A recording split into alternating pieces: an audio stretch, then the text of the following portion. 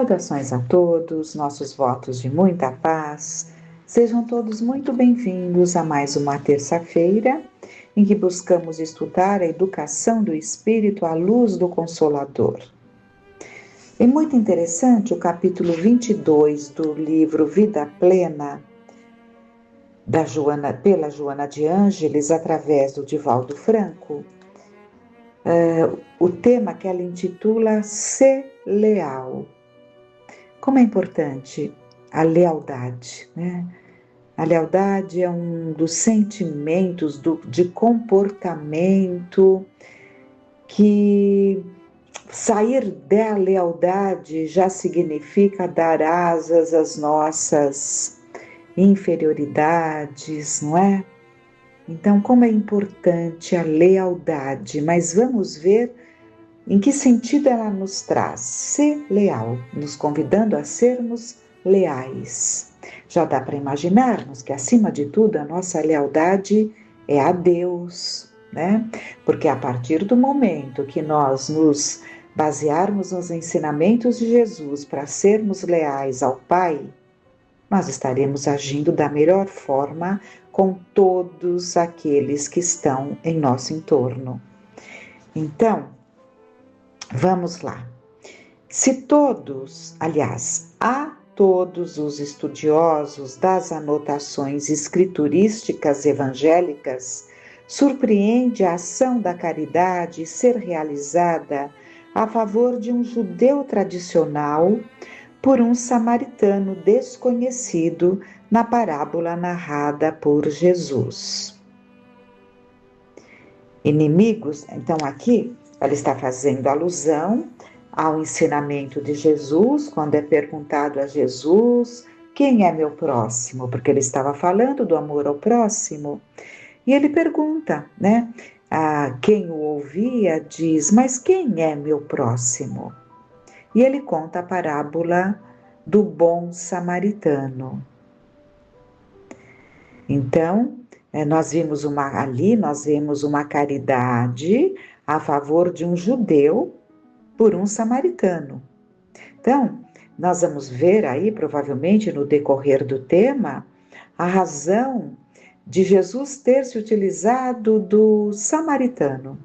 Samaritano eram os habitantes de Samaria, muito desprezados, como nós vamos ver a seguir, muito desprezados pelos judeus. No entanto, esse morador de Samaria ajudou um judeu, né? Então, vamos ver. Inimigos teológicos e políticos, desde há muito, detestavam-se. Então, era uma questão teológica, né, e política. Há muito, Samaria havia, assim, se desligado, digamos, né? Já não se davam conta dos motivos pelos quais os filhos de Samaria, a antiga Sebaste, chegaram ao cúmulo de ser perseguidos. Eram considerados impuros por razão de origem bélica no passado, quando da invasão da Palestina pelos assírios, que nas suas terras assentaram os seus exércitos, escravizando parte do seu povo, matando idosos e crianças, poluindo a honra das mulheres, né? Então, isso já vinha lá de trás, já era uma questão de guerra, né? Uma questão bélica, quando a Palestina foi invadida pelos assírios, que fizeram ali moradia, digamos assim, montando seus exércitos, né? Nessa região de Samaria. Jesus, cuja tarefa sempre foi de união, respondeu ao fariseu hipócrita, usando a figura de um samaritano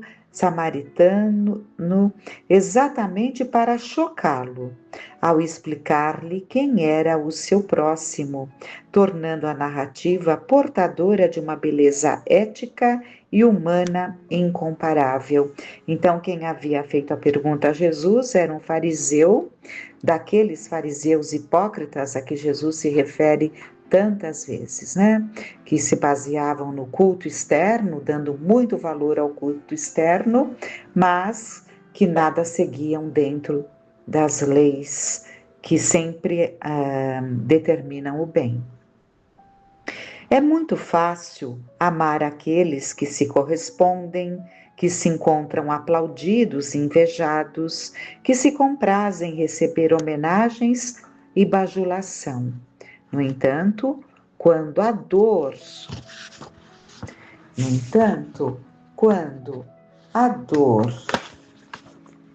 instala noutrem, ou este pertence à classe dos excluídos, há uma reação automática em contrário, uma repelência que os afasta uns dos outros. Náusea, escárnio, rejeição ocorrem como fenômeno de precaução, né? Então, colocamos ali como cuidados necessários, mas na verdade é uma rejeição, né, a determinadas situações dos considerados excluídos. E Jesus usa então o samaritano, que eram os excluídos, justamente para alcançar, para chacoalhar, digamos assim, aquele fariseu hipócrita. É um desafio amar o próximo na sua dor, no seu infortúnio. Então, o que ela está dizendo? Para nós é fácil amarmos e ajudarmos as pessoas interessantes, né? Como ela diz aqui, as pessoas que são aplaudidas, que são invejadas, né? Então, ajuda-se com muita facilidade. A dificuldade é justamente naqueles que causam náusea, escárnio, rejeição. Então, repetindo, é um desafio amar o próximo na sua dor, no seu infortúnio.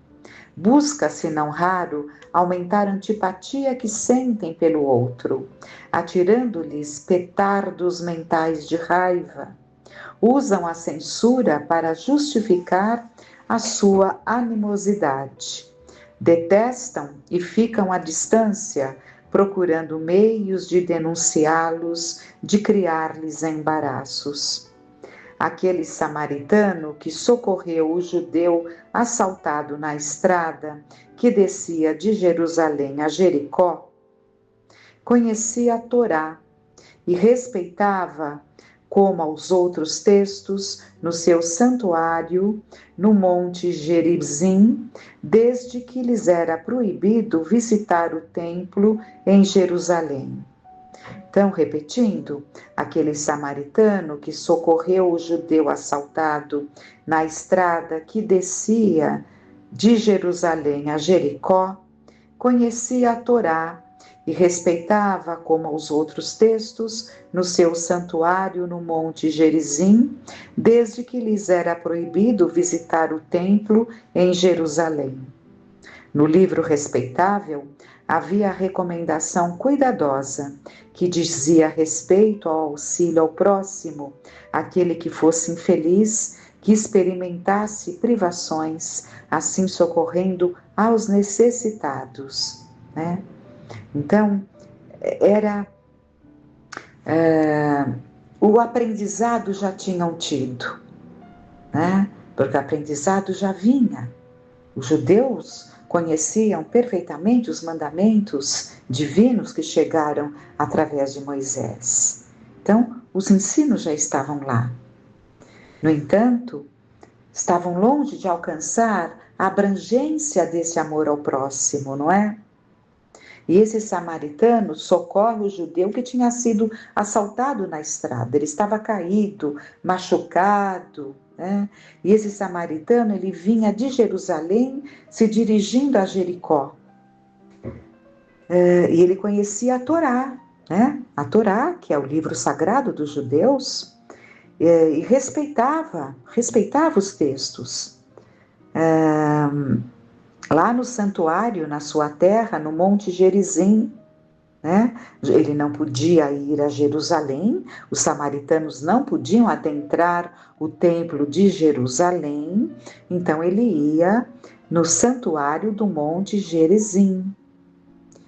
No livro respeitável, havia a recomendação cuidadosa que dizia respeito ao auxílio ao próximo, aquele que fosse infeliz, que experimentasse privações, assim socorrendo aos necessitados. Não havia exclusivismo, mas generalidade, porque todos eram considerados filhos de Deus. Então, nas Escrituras estava tudo correto. O problema são as interpretações. Ao ter oportunidade de fazê-lo, não lhe ocorreu se o caído e roubado era judeu ou se era um samaritano da sua raça, porém alguém necessitado e ao abandono em terra estranha, e que poderia morrer na situação em que se encontrava. Não teve dúvida, ao vê-lo tombado e sangrando, correu em seu auxílio. Era leal à sua crença, agia fiel ao seu comportamento. Fez-se-lhe o seu próximo, ajudou-o. Nunca, a Joana de Ângeles nos fala então, nunca titubeis ante a emergência de ajudar. Não discutas o socorro a oferecer, porquanto, ao elaborar de planos para ajudar, ou não faz que a caridade esmaeça e perca a ocasião.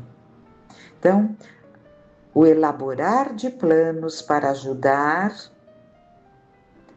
ou não faz que a caridade esmaeça e perca a ocasião, né? O que está sendo dito aqui é que se começamos ali a planejar muito como faremos, será que devemos e assim por diante, o tempo foi, né? Perde-se aquela oportunidade. Ser leal à verdade em todas as circunstâncias, estando sempre atento ao dever de ajudar o teu próximo. A questão da lealdade está diretamente ligada ao caráter de cada indivíduo, no que concerne à observância dos valores éticos. Então, a questão da lealdade está diretamente ligada ao caráter de cada indivíduo, no que concerne à observância dos valores éticos. Não se trata de estar apenas ao lado nos momentos difíceis, mas de permanecer ideologicamente e pelo comportamento como um porto de segurança, que as circunstâncias aziagas não conseguem vencer. O que seria aziago? As circunstâncias em que há infelicidade, desventura, né? Infortúnios. Então, além de ajudar naquele momento que se faz, né? Não se trata de estar apenas ao lado nos momentos difíceis, mas de permanecer ideologicamente e pelo comportamento como um porto de segurança. Quando perceberes que o teu próximo é alguém necessitado como tu, quando te des conta de que a paz de outrem é a luz no teu caminho, quando entendas que não és tão autossuficiente quanto pensas, substituirás o pronome eu pelo nós e entenderás o teu ser na direção mesma daquele, aliás, corrigindo, substituirás o pronome eu pelo nós e estenderás o teu ser na direção mesma daquele que resiste ao teu auxílio, né? Até aquele que não quer, mas quando formos nós e não eu, a nossa mão será estendida. A existência física somente tem sentido quando tem como alvo construir harmonia para todos. O teu próximo é tu em outra dimensão emocional ou circunstancial.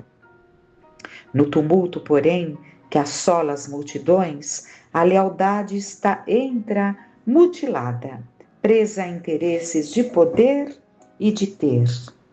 Há uma lealdade sutil que praticamente não se percebe, exceto nos apaixonados e fanáticos religiosos.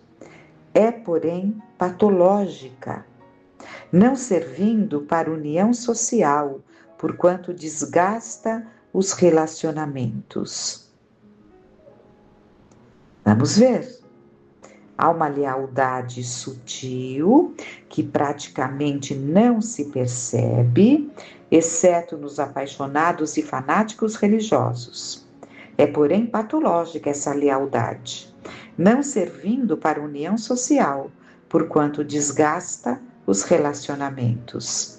Dizes que essa atitude agride a tua crença religiosa. No entanto, deves cultivar uma coerência entre aquilo em que acreditas e a maneira como te comportas. Nenhum divórcio deve existir entre a crença e a ação. A doutrina de Jesus trabalha em favor da lealdade à fé, em forma de comportamento moral em relação ao que em que se crê e como se age. É destituída de sentimentos de posse, de domínio sobre o outro, sem os desvios do ciúme, cuja morbidez atinge estados de alucinação. É suave e terna, envolvente e comunicativa, enriquecendo o ser ou ideal que se ama em doce harmonia, que dispensa expressões bajulatórias e sabe traduzir apoio ou reprimenda que corrige. Não é conivente com o erro, nem se permite a perda da confiança, mesmo nos momentos mais difíceis. Trata-se da lealdade que silencia quando deve e emite opiniões de ajuda quando convidada a expressar-se. A árvore produz conforme sua natureza, sua constituição, portanto, é conhecida pelos seus frutos. Assim deve ser a existência do espírita cristão, leal à sua doutrina filosófica, que se encontra íncita na codificação kardeciana. Fixando no imo os postulados do Cristo, na tua crença imortalista, triunfarás leal à verdade e a ti mesmo. E ela finaliza dizendo: como pôde Jerusalém transformar-se no inferno de crueldade, de ódio, de aberrações, após o domingo, quando recebeu Jesus com ramos e cantos, ao entrar pelas suas portas com os seus, né? Que Jesus adentrou no domingo, que é considerado domingo de Ramos, porque todos levantaram, como era hábito ali, louvando, né? Com as palmas, ramos, né? Ramos e cantos. Então, como assim, né? Se dias antes é recebido com cantos e louvores e depois todo aquele desfecho. Como foi possível ninguém se erguer a seu favor, considerando-se um número imenso de beneficiários dos seus atos públicos? Ele jamais ocultou a sua missão e declarou-a inúmeras vezes diante de todos que se lhe acercaram. Como foi possível admitir-se a eleição de Barrabás, o bandido assassino, em seu lugar, exigindo-lhe a crucificação? Naquela noite terrível, entre expectativas e sofrimentos inenarráveis, à luz dos achortes e atropelo de soldados inclementes, quando ele perguntou, embora já o soubesse: a quem procurais? A Jesus de Nazaré, responderam furiosos. Sem qualquer retoque ou disfarce, todos ouviram a resposta clara e firme: sou eu. Jesus pergunta para que todos ouvissem. Ele sabia que tinha chegado a hora, mas ele pergunta: a quem procuras? A Jesus de Nazaré. Responderam furiosos. Então, que importante esse texto, que importante essa lealdade, que importante é compreendermos que a nossa lealdade deve ser com Deus, com Jesus, e isso fará com que pautemos as nossas vidas dentro de uma ética cristã, que não pode distanciar-se do sentimento de fraternidade pelo outro. Então, vamos refletir muito nesse aprendizado abençoado que nos ajuda nessa escalada evolutiva. É preciso que não desprezemos essas pérolas que nos chegam através dessa doutrina tão esclarecedora, que mexe tanto com os nossos sentimentos, por isso que é o Consolador, porque ela é consoladora. Ao mesmo tempo que abre a nossa mente para o entendimento, facultando-nos então a possibilidade de desenvolvermos em harmonia o movimento dessas duas asas que nos levam a Deus: o conhecimento e o sentimento, o amor. Reflitamos muito, que possamos meditar, compreender, interiorizar,